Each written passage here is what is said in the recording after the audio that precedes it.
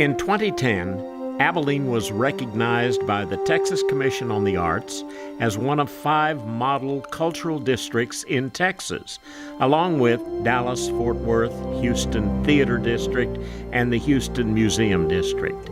Abilene's downtown has not always been the thriving cultural district you see today. In 1994, ABC World News Tonight featured Abilene on a segment to demonstrate how the arts can drive downtown revitalization. Endowment for the Arts is making news again. This week, the endowment will release a study which finds that many Americans fail to recognize the direct relevance of art to their lives. There are various reasons, but the endowment does find that arts institutions are often isolated from communities they claim to serve but do not. It needn't be that way, of course. ABC's Beth Nissen reports tonight from Abilene, Texas. 10 years ago, almost every building in downtown Abilene looked like this. Their solution?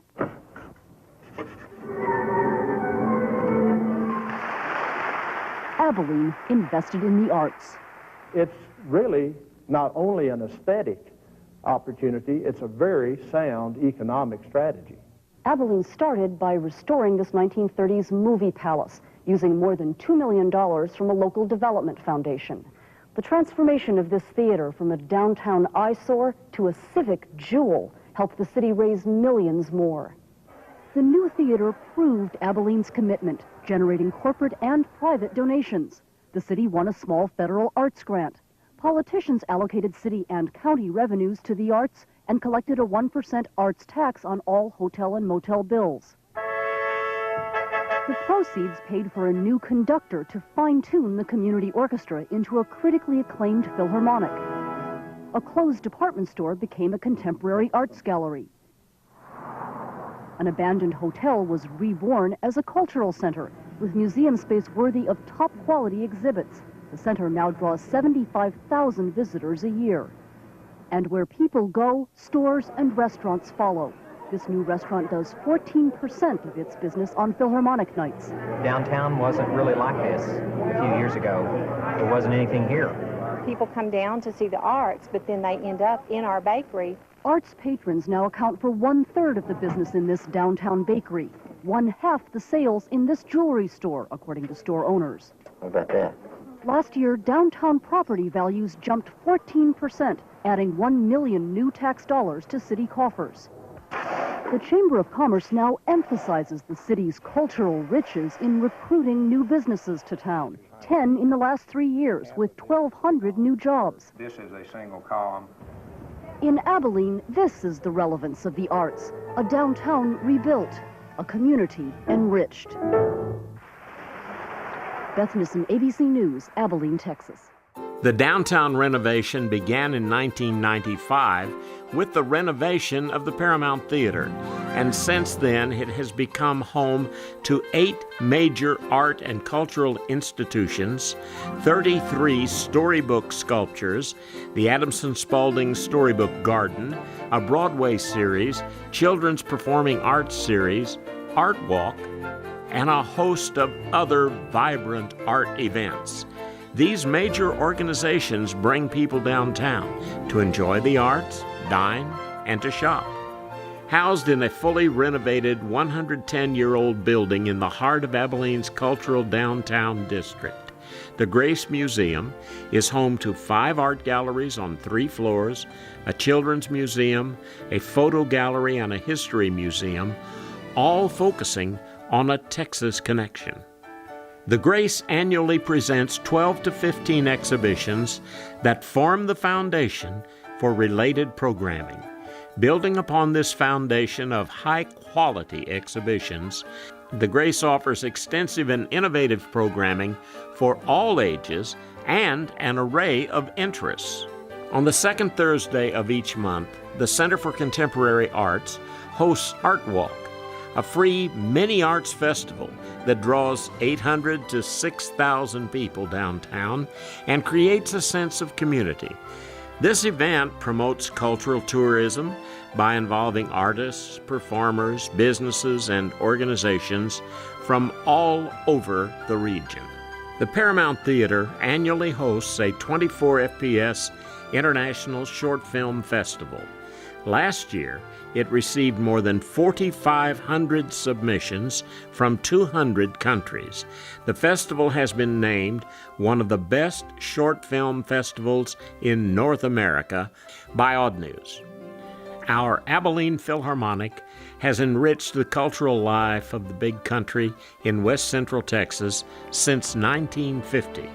Today, music director and conductor David Itkin leads the orchestra in world-class performances that draw audiences from more than 50 Texas cities. The APO is excited to announce its 68th season, which will include the bronze medalist of the 2017 Van Cliburn International Piano Competition and Grammy Award-winning country singer-songwriters.